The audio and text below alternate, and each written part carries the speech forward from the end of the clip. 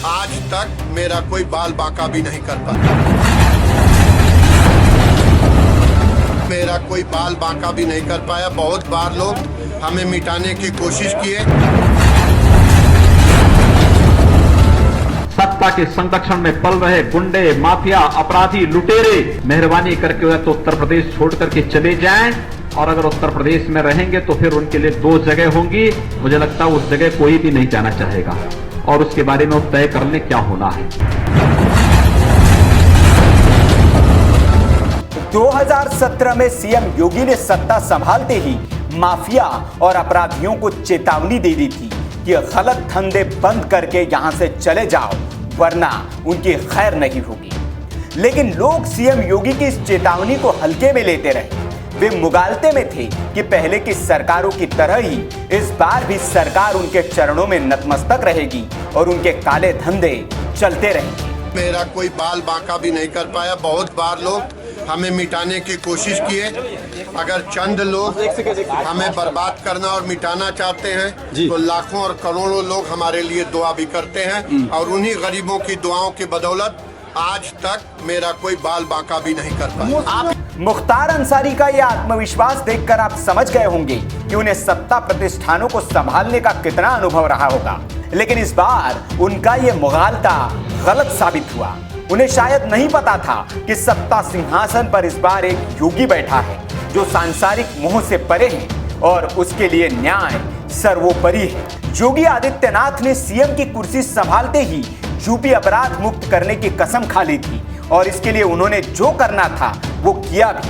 अपराधियों को पहले चेतावनी दी, जो मान गए उन्हें बख्श दिया, लेकिन जो नहीं माने उन्हें ठोकने के आदेश दे दिए। प्रदेश के अंदर अपराधी या तो जेल के अंदर हैं या राम नाम सत्य है कि यात्रा पे निकल चुका है, उसके लिए प्रदेश के अंदर दूसरी कोई जगह नहीं बची हुई है। पुलिस की ताबड़तोड़ कार्रवाई से अपराधियों में खौफ पैदा हुआ और यूपी में अपराध में कमी भी आई।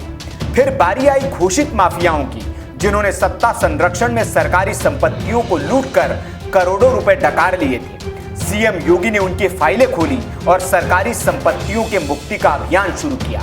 मुख्तार अंसारी की 2 बिल्डिंगों पर चले बुलडोजर उसी का नतीजा है। बुलडोजर से मुख्तार अंसारी का साम्राज्य इधर ध्वस्त हो रहा था, और एक वक्त का माफिया मुख्तार अंसारी ये देखकर भी मौन था।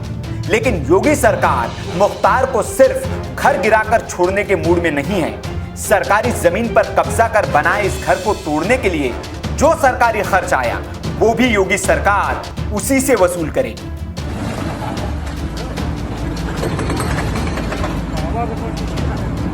आपको बता दें कि इस अवैध परिसर को गिराने की कार्रवाई के दौरान मौके पर भारी पुलिस बल मौजूद था।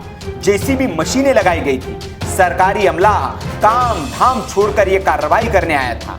सबका हिसाब जोड़ा जा रहा है और उसे मुख्तार के खाते में डालकर वसूली का नोटिस तैयार होगा। यूपी की राजधानी लखनऊ के पौष इलाके डॉलीबाग में लगभग 10,000 वर्ग फुट एरिया पर मुख्तार अंसारी ने कब्जा कर लिया था। उस पर अपना घर भी बना लिया, लेकिन किसी की हिम्मत नहीं हुई उसे टोकने की, रोकने की। न पुलिस ने रोका, न निगम ने, न ही लखनऊ विकास प्राधिकरण ने।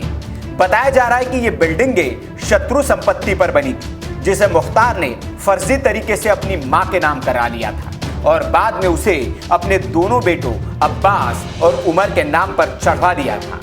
ये दोनों इमारतें बिना नक्शा अवैध तरीके से बनाई गई। दोनों बिल्डिंगों को गिराने का आदेश एलडीए ने 11 अगस्त को ही जारी कर दिया था, लेकिन इस आदेश पर तामील किया गया गुरुवार को।